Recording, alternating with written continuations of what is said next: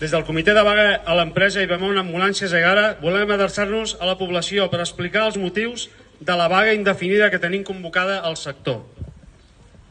El fet és que Egara, empresa d'ambulàncies adjudicatària dels 3 territoris de Catalunya, Lleida, Camp de Tarragona i Terres de l'Ebre, el darrer concurs públic de transport sanitari urgent i no urgent, ha acomiadat a una 50ena de companyes en només 3 mesos i ho ha fet de manera improcedent, cercant el benefici econòmic en detriment de la prestació als usuaris. Això ho ha fet malgrat la sobrecàrrega de treball que han fet front les companyes i companys, sobretot pel que fa al servei no urgent, tot plegat derivat de l'enviament de manca de personal. Aquesta situació ha estat denunciada a la Inspecció de Treball, que ha sancionat a l'empresa per vulneració de dret a vaga.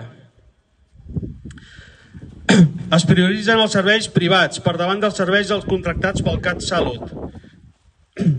Això es deriva en una precarització creixent i alarmant, tant pel que fa al sector com al servei. Repercuteix de manera negativa en els usuaris i usuàries, que han de suportar esperes i retards superiors a les 5 hores, arribant a perdre cites i sessions mèdiques. Acomiadaments massius, vehicles passats de quilometratge, vulneració de les clàusules concursals, vulneració del dret a vaga, sous desorbitats als càrrecs directius, deixament al servei públic. Exigim la readmissió de les companyes i que la Generalitat deixi de contractar a empreses condemnades per vulneració de drets fonamentals amb la classe treballadora.